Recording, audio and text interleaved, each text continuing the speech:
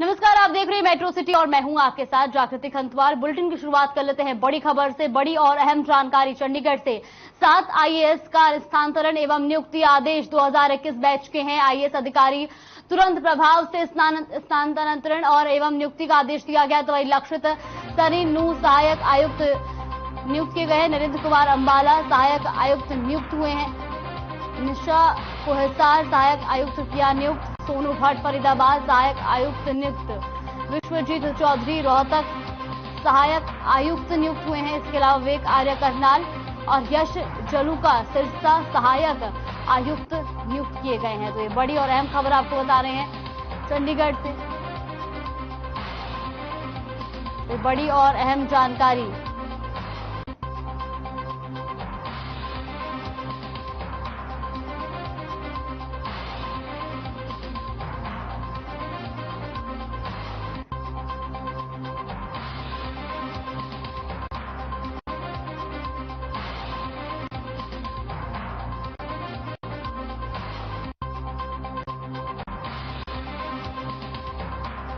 हिसार सहायक आयुक्त नियुक्त किया गया है। इसके अलावा सोनू भट्ट फरीदाबाद सहायक आयुक्त नियुक्त हुए हैं। तो वहीं विश्वजीत चौधरी विवेक आर्य करनाल सहायक नियुक्त हुए हैं। इसके अलावा यश जलूका सिरसा सहायक आयुक्त नियुक्त किए गए हैं। तो ये बड़ी और अहम खबर आपको बता दें चंडीगढ़ से, जहां 7 आईएएस का स्थानांतरण आदेश जारी किया गया है।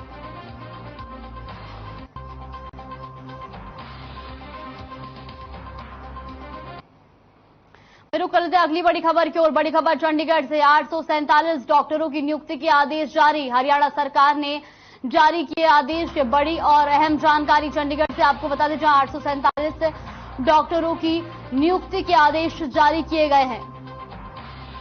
तो हरियाणा सरकार ने 847 डॉक्टरों की नियुक्ति के आदेश जारी किए हैं। ये बड़ी और अहम खबर।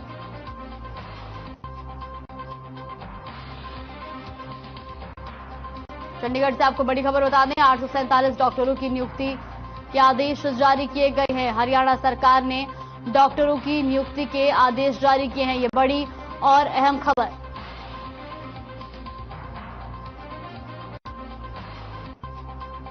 चंडीगढ़ से बड़ी और अहम जानकारी। 847 डॉक्टरों की नियुक्ति के आदेश जारी। तो हरियाणा सरकार ने ये आदेश जारी किए हैं। ये बड़ी और अहम जानकारी।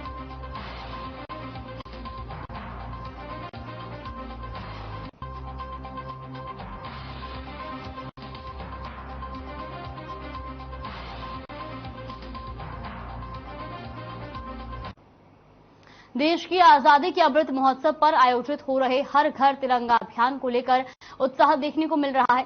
पीएम नरेंद्र मोदी के आह्वान पर जगह जगह तिरंगा यात्रा निकाली जा रही है। इसी कड़ी में दमकल विभाग ने गुरुग्राम शहर में तिरंगा यात्रा निकाली। दमकल विभाग के अधिकारियों से लेकर कर्मचारियों ने भी इस यात्रा में हिस्सा लिया।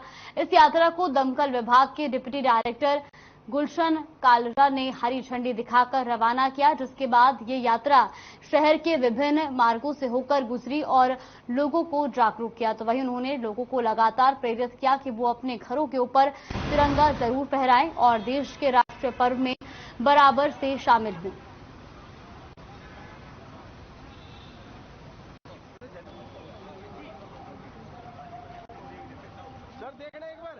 हमारी पूरी टीम, सारे फायर ऑफिसर, सारा स्टाफ, सब फायर ऑफिसर, सारी हमारी जितनी पूरी टीम है, पूरी टीम हमारे काम में लगी हुई मुहिम में कि हमारा जो माननीय प्रधानमंत्री श्री नरेंद्र मोदी जी के आह्वान पर, हमारे माननीय मुख्यमंत्री श्री मनोहर लाल खट्टर जी के आह्वान पर ये पूरी हमारी तिरंगा यात्रा जारी है।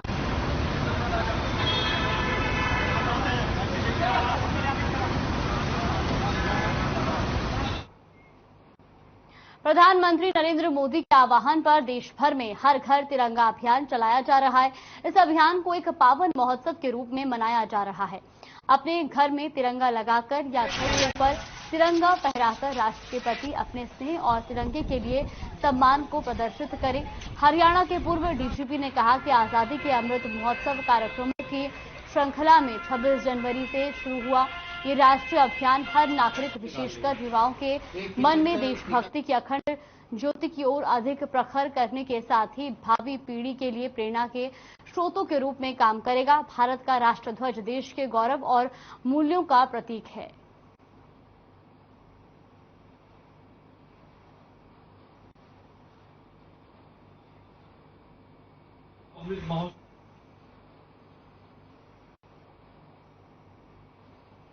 यही सोच के हम लोगों ने तिरंगा अभियान शुरू किया था। तिरंगा मेरी शान कि इसके मतलब समझना है और इसके छत्र छाया में हमको अपनी विभिन्नताएं और भेदभाव को भूल करके, स्वार्थ को भूल करके देश हित में और जब देश रहेगा तभी हम भी रहेंगे। अगर देश नहीं रहेगा तो हम नहीं रहेंगे, अगर मानवता नहीं रहेगी तो हम नहीं रहेंगे। तो ये सारे संदेश जो हमारे तिरंगे में दिए हुए हैं, इसलिए आप सभी लोग देशवासियों से अपील है कि तिरंगा दिवस एक घोषित हो। इसके लिए आप लोग भी हमारा समर्थन कीजिए। जो आज हम लोग मार्च कर रहे हैं उसमें आप सभी लोग समर्थन करें ताकि प्रधानमंत्री जी इसकी घोषणा करें। आगे जाके रुक जाना, ठीक है? आगे जाके रुक जाना, आगे जाके रुक जाना भैया। खबर फरीदाबाद से है, जहां आजादी के अमृत महोत्सव के तहत प्रदेश के परिवहन मंत्री मूलचंद शर्मा मिलन वाटिका पहुंचे। इस दौरान निवर्तमान पार्षद गण, मंडल अध्यक्ष, शक्ति केंद्र प्रमुख और सभी मोर्चा के अध्यक्ष एवं वरिष्ठ पदाधिकारियों के साथ हर घर तिरंगा को लेकर बैठक की। इस अवसर पर सभी को मीटिंग के बाद राष्ट्रीय ध्वज तिरंगा वितरित किए जाएंगे ताकि देश के प्रधानमंत्री नरेंद्र मोदी का हर घर तिरंगा अभियान का सपना पूरा हो सके। तो फरीदाबाद से खबर आपको बता दें, जहां मिलन वाटिका में मंत्री मूलचंद शर्मा ने शिरकत की, तो वहीं पदाधिकारियों के साथ उन्होंने बैठक की और साथ ही साथ हर घर तिरंगा फहराने की अपील भी की।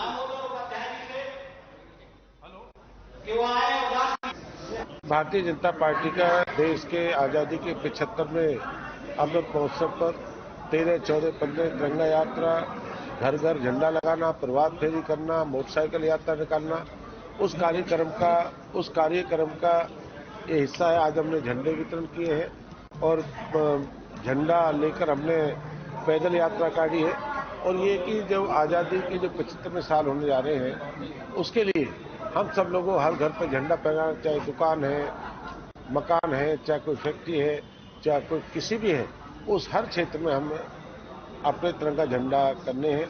और सभी लोग, भारतीय जनता पार्टी के लोग सभी घर पर तिरंगा, सभी लोग पूरा देश 130 को लोग झंडा फहराने का कार्य कर रहे हैं।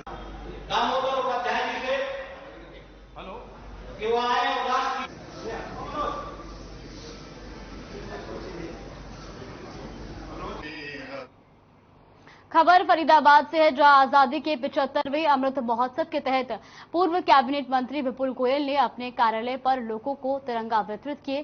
साथ ही लोगों से अपील की कि वो ज्यादा से ज्यादा अपने घरों पर तिरंगा फहराएं और उन्होंने कहा कि 13, 14 और 15 अगस्त को ज्यादा से ज्यादा तिरंगा फहराने का काम करें। वहीं उन्होंने पीएम की तारीफ करते हुए कहा कि पीएम मोदी के नेतृत्व में देश बहुत बड़ी ताकत बनकर उभरा है। फरीदाबाद से खबर आपको बता दें, जहां 14 तारीख को तिरंगा यात्रा का आयोजन किया जाएगा, तो वहीं पूर्व कैबिनेट मंत्री ने तिरंगे बांटे और साथ ही साथ शहर के लोगों से अपील भी की कि हर घर तिरंगा जरूर फहराएं। भारत माता की जय।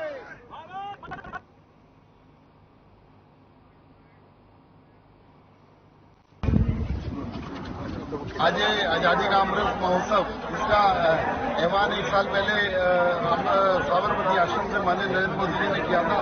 उसके तहत 13, 14, 15 तारीख को सभी लोगों ने अपने घरों पर झंडा फहराना है। आज झंडा वितरण का कार्यक्रम यहाँ पर हमने कार्यकर्ताओं के साथ किया। कार्यकर्ताओं को कि अपने पड़ोस में गली मोहल्ले में ले जाकर इस तिरंगे को लगाने का काम है।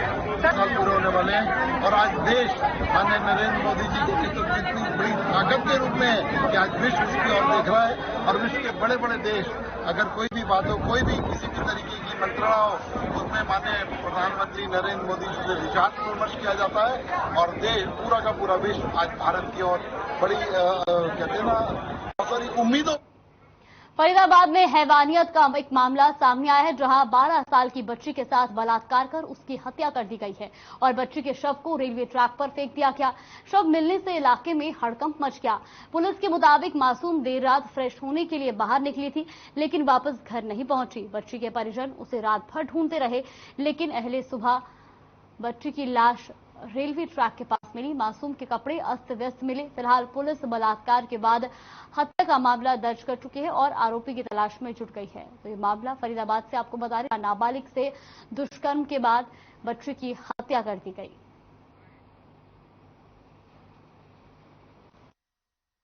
है उसकी हत्या कर दी गई है और उस संबंध में हमारी पुलिस और हम मौके पर पहुंचे थे।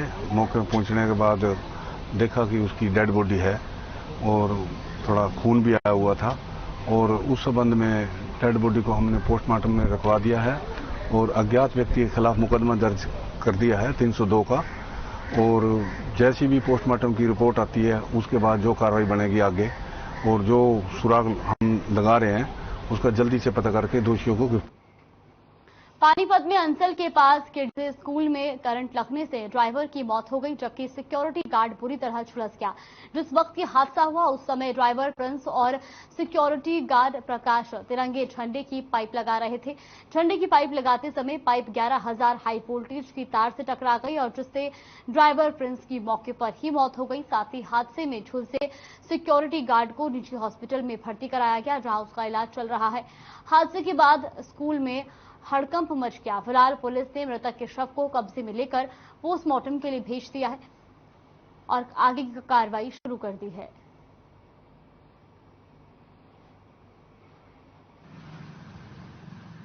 एसी था वो झंडा लगाने के लिए स्कूल वालों ने ऊपर भेजा है कि झंडा लगा के आ। वो तार नहीं होती जो मोटे वाली, उसमें झंडा लग गया। झंडा लगते ही वो वो नीचे गिरते ही उसके प्राण निकले। स्कूल में लगा हुआ था। वो जो 15 अगस्त वाले झंडा की थोड़ा रेल छेल कर रहे थे जी, तो उसके बाद थोड़ा हाथ से पकड़ने थोड़ा फिसल गया, थोड़ा घूम गया और पाइप घूमते हुए जाके उसमें तार में टच हुआ तो हम दोनों को लग गया जी करंट। हालांकि तो मैं गिर गया नीचे, हमें तो कोई होश ही नहीं है और दूसरा उसको क्या हो गया। होडल में हर घर तिरंगा मुहिम के तहत बीजेपी विधायक जगदीप नायर ने होडल बस स्टैंड से सती सरोवर तक तिरंगा यात्रा निकाली। इस मौके पर पार्टी के सैकड़ों कार्यकर्ताओं के साथ स्कूली बच्चे मौजूद रहे। इस दौरान विधायक जगदीश नायर ने कहा कि आज पूरा देश 75वां आजादी अमृत महोत्सव मना रहा है। जगह जगह पर तिरंगा रैली निकाली जा रही है। इसी के तहत आज उन्होंने होडल के बस स्टैंड से होकर सती सरोवर तक तिरंगा यात्रा निकाली। वहीं उन्होंने कहा कि पीएम मोदी के राज में नए भारत का सृजन हो रहा है, जिसमें हम सब मिलकर देश के लिए काम कर रहे हैं और करते रहेंगे। उन्होंने कहा कि इस तिरंगे की वजह से देश के हर नागरिक को शहीदों की याद आती है।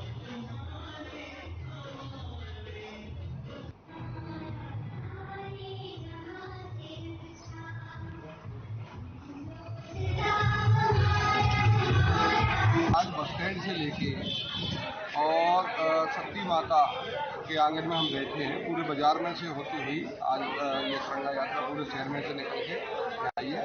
इस तिरंगा यात्रा का मतलब है कि हर देशवासियों को जगाना है, भारत माता के प्रति जागरूक होकर 3 दिन ये अभियान चलते रहेंगे। हर घर झंडा लगाने का अभियान है हमारा।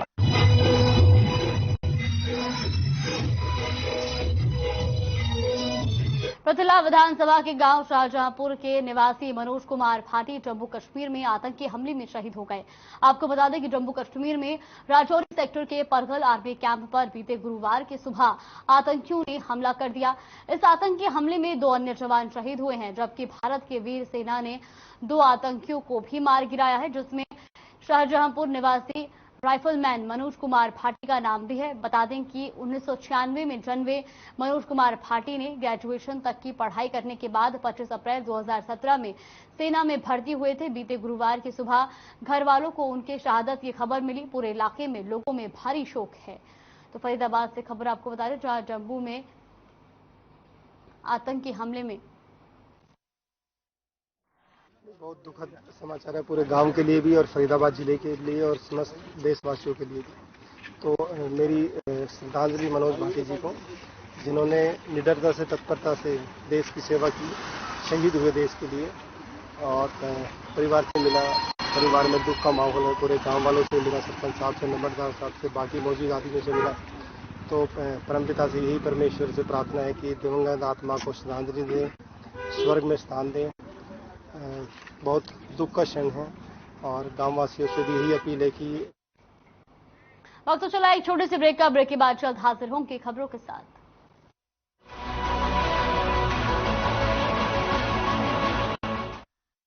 मेरे जैसा कोई दूसरा चुलबुलापन जिसकी हर बात में घुल जाए, जिंदगी में रंग भर दे। मेरी जैसी मेरी अपनी पताका चाय, गजब का स्वाद।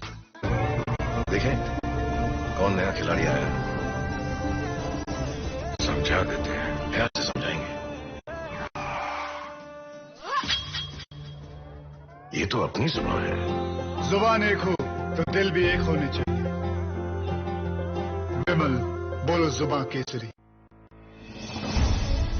आजादी के अमृत महोत्सव के तहत 13 से 15 अगस्त तक एक स्पेशल मूवमेंट हर घर तिरंगा का आयोजन किया जा रहा है। तिरंगा हमें जोड़ता है, हमें देश के लिए कुछ करने के लिए प्रेरित करता है। आइए आजादी के अमृत महोत्सव का जश्न मनाएं, घर घर तिरंगा फहराएं। तिरंगा हमारा स्वाभिमान, तिरंगा हर भारतीय की पहचान। तिरंगे में है आजादी की खुशबू, घर घर अलग जगह। मैं आपसे अपील करता हूं कि इसे हर घर तिरंगा अभियान में बढ़ चढ़कर भाग लें, आजादी के इस पर्व को धूमधाम से मनाएं।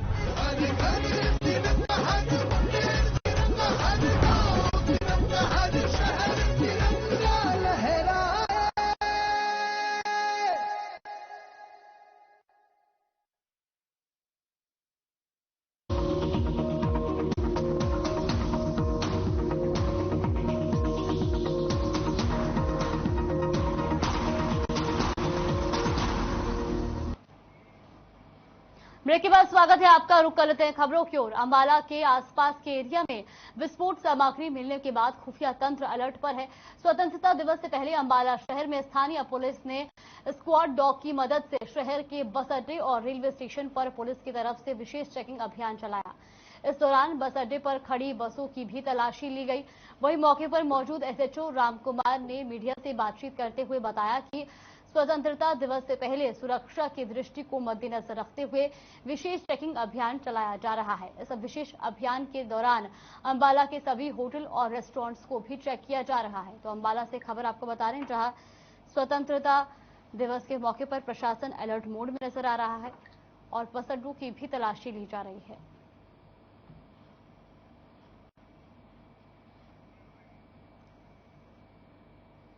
सुरक्षा की दृष्टि को मद्देनजर रखते हुए हमने नाके लगाए हुए हैं। जैसे कोई सस्पेक्टेड व्हीकल है, सस्पेक्टेड व्यक्ति है, उसको चेक किया जा रहा है।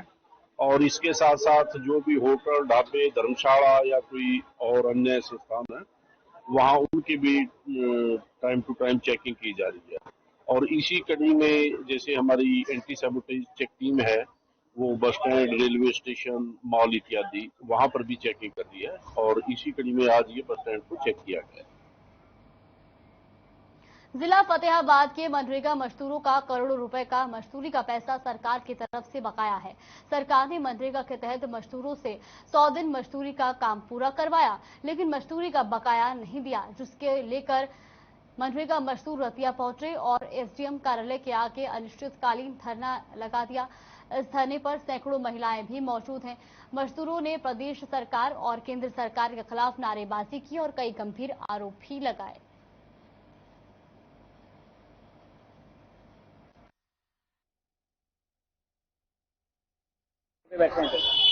आज अखिल भारतीय खेत मजदूर यूनियन रतिया तहसील कमेटी के आह्वान के ऊपर यहाँ रतिया इलाके के अनेकों गांवों के हजारों मजदूर अपने मांग और मुद्दों को लेकर न एसडीएम कार्यालय के बाहर अनिश्चितकालीन पड़ाव डाल के बैठे हैं। इनकी ये जो इसमें मुख्य मांग है, एक तरफ मोदी जिस रूप का प्रचार कर रहे हैं,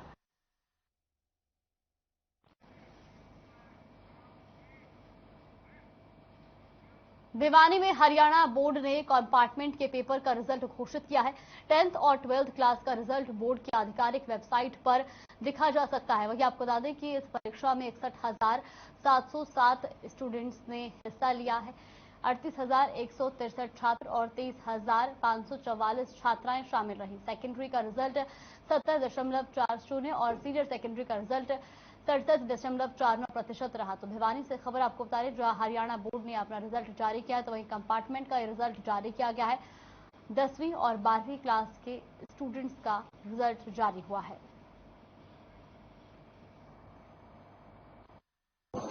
हरियाणा विद्यालय शिक्षा बोर्ड की 10वीं 12वीं शैक्षणिक मुक्त विद्यालय का एक दिवसीय परीक्षा परिणाम, यानी कि जिन विद्यार्थियों की एक विषय में कंपार्टमेंट आई थी उन सबकी 31 जुलाई को परीक्षा ली गई थी और आज रिकॉर्ड समय में 11 दिन के अंदर ये परीक्षा परिणाम घोषित किया जा रहा है। इस परीक्षा में कुल 61,707 परीक्षार्थियों ने प्रवेश लिया, जिसमें से 38,163 छात्र थे और 24,552 छात्राएं शामिल हुई। परीक्षा परिणाम घोषित हो चुका है। संबंधित जो प्रमाण पत्र हैं वो बहुत जल्दी भेजे जाएंगे। इसके अलावा नियमित परीक्षार्थी जिनको पहले प्रमाण पत्र की आवश्यकता है, जैसे भर्ती वगैरह के लिए अभी आजकल 16 तारीख से शुरू हो रही है भर्ती, तो वो अपने संबंधित विद्यालय से अथॉरिटी लेटर लेकर के अपना प्रमाण पत्र यहाँ से बाई हैंड ले सकते हैं। इसके अलावा ऐसे विद्यार्थी जो स्वयं पाठी विद्यार्थी रहे हैं, यानी मतलब जो रेगुलर नहीं हैं, वो अपना रोल नंबर व आधार कार्ड लेकर बोर्ड कार्यालय से 16 अगस्त 2022 को अपना।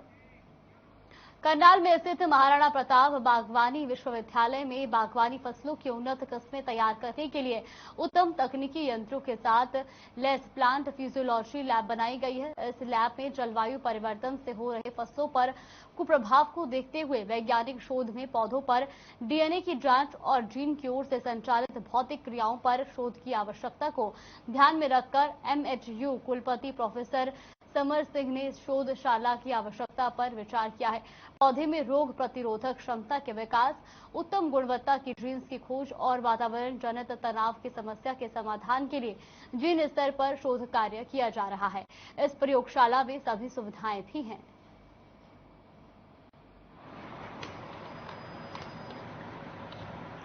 ये महाराणा प्रताप हॉर्टिकल्चर यूनिवर्सिटी की पहली रिसर्च लैब है, जिसमें हम किसानों के तक तकनीक को पहुंचाने के लिए उत्तम किस्म की शोध करेंगे और इसमें हम पौधों की जो भौतिक क्रियाएं हैं उन क्रियाओं पर एडवांस रिसर्च के लिए हमारा ये प्रोग्राम है। और इसमें खास तौर से जीन लेवल की रिसर्च, मिट्टी में जो जीवाणुओं की संख्या है उसको बढ़ाने को लेकर के रिसर्च, जिससे हम प्राकृतिक खेती के माध्यम से जो जहरीले रासायनिक पदार्थ हैं उनका खेती में उपयोग होने को हम रोक सकें।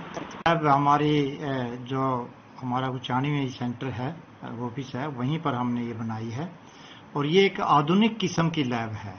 इसमें हमारे जो भी इक्विपमेंट हैं वो नॉर्थ इंडिया में जो भी बेस्ट से बेस्ट इक्विपमेंट है वो हमने यहाँ पर उपलब्ध करवाए हैं और इसमें हर तरह की जांच हम करेंगे। मिट्टी की जांच करेंगे, इसमें बीज की जांच करेंगे, इसमें पौधों की जांच करेंगे और ये हम और भी इस पे तरह तरह की अलग अलग जीन लेवल तक इसमें हम स्टडी करेंगे और फिर स्टडी करने के बाद जो भी उत्तम क्वालिटी के बीज या नर्सरी तैयार होंगे वो किसानों को भी उपलब्ध कराएंगे। तो किसानों के लिए बहुत फ़ायदेमंद साबित होगी।